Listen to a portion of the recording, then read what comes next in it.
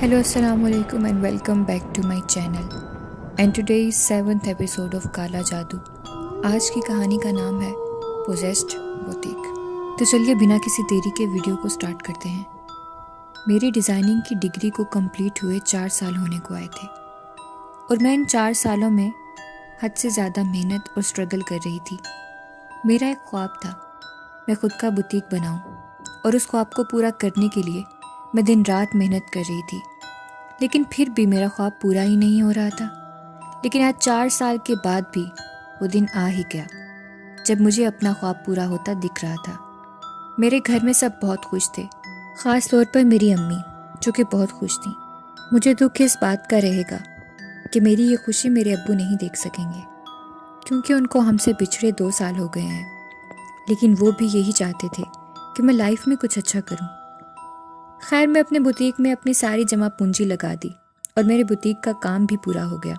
अब मेरे बुटीक की ओपनिंग थी और मेरी खुशी का ठिकाना नहीं था. बहुत ही ग्रैंड ओपनिंग के बाद फाइनली मेरा बुटीक ओपन हो ही गया. मैंने सोच लिया था कि इसको बहुत आगे लेकर जाऊंगी, दिन रात मेहनत करूंगी ताकि मेरा भी नाम हो एक दिन.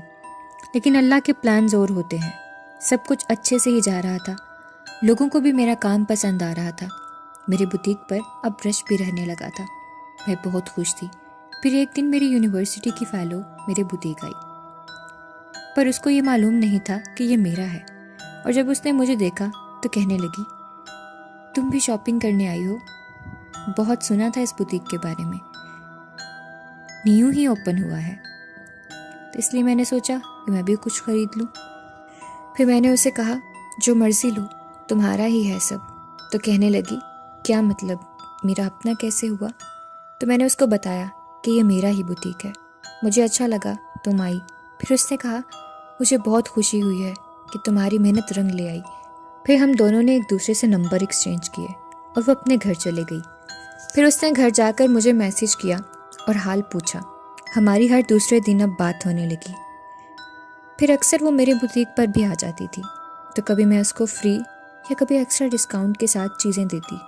खैर, करते कराते तकरीबन 6 महीने गुजर गए और मुझे समरा का फ़ोन आया. समरा, वही मेरी यूनिवर्सिटी की फ्रेंड. उसने फ़ोन करके बोला कि यार, मुझे कुछ उधार पैसों की ज़रूरत है, तो क्या तुम मुझे दे दोगी? मैं जल्द ही तुम्हें वापस कर दूँगी. क्योंकि वो मेरी अच्छी दोस्त बन गई थी तो मैंने उसे पैसे दे दिए. यूनिवर्सिटी के दिनों में समरा मुझसे ज़्यादा अच्छे से बात नहीं करती थी. मैं हालांकि बहुत बार बुलाने की कोशिश भी करती थी, पर उसका मेरी तरफ एटीट्यूड हमेशा बुरा रहा. मुझे आज भी समझ नहीं आ रही थी.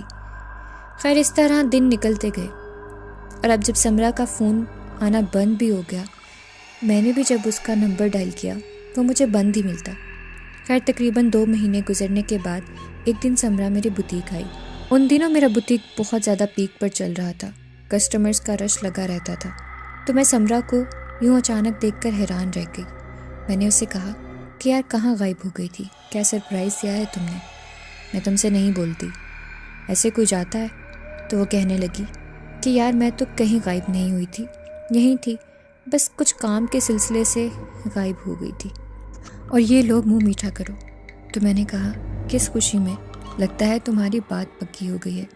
तो वो कहने लगी, अरे नहीं, बात पक्की नहीं हुई, मिठाई खाओ, बल्कि मेरा काम पक्का हो गया है. मैंने कहा, मैं समझ नहीं पा रही. फिर समरा ने कहा, मैंने भी बुटीक ओपन कर लिया है तुम्हारे बुटीक के पास ही. तो मैं बहुत खुश हुई और बहुत दुआएं दी. मुझे अपने दोस्तों की कामयाबी से दिली सुकून मिलता था. खैर, समरा वापस चले गई. अगले दिन मैं उसके बुटीक उससे मिलने गई, कुछ गिफ्ट्स वगैरह लेकर. बातें की. फिर मैं घर आ गई. मेरा काम इतना ज़्यादा हो गया था कि मुझे वक्त ही नहीं मिलता था. तो मैंने जब समरा से इस काम के बारे में पूछा तो वो कहने लगी कि यार, क्या बताऊँ, तुम्हारा इतना पुराना बुटीक है लेकिन मेरा बुटीक हफ्ता भी नहीं हुआ ओपन हुए. तो ऐसा रश है कि क्या बताऊँ. रोज़ इतना रश रहता है, वक्त ही नहीं मिलता किसी से बात करने का. तो मैंने कहा कि यार, ये तो बहुत अच्छी बात है.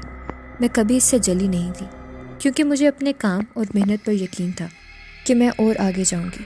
एक दिन मैंने अपनी वर्कर्स को बात करते हुए सुना कि समरा मैडम का तो इतना बड़ा बुटीक है, उन्होंने तो जरी मैडम से भी बड़ा बनाया है. तो दूसरी वर्कर ने कहा कि चलता तो फिर भी नहीं, सारा दिन बंद पड़ा रहता है, जब खुलता है तो अंदर एक भी बंदा नहीं नज़र आता। तो आपस में हंसने लगी और एक ने कहा कि उनका बिहेवियर है ही ऐसा, उन्हें अपने वर्कर से बात करने का भी तरीका नहीं है, इतनी बुरी तरह से पेश आती हैं। वो तो मैडम से भी जलती हैं। कितने वर्कर्स ने उनका बुटीक भी छोड़ दिया, जबकि अभी दिन ही कितने हुए हैं उनको अपना बुटीक ओपन किए।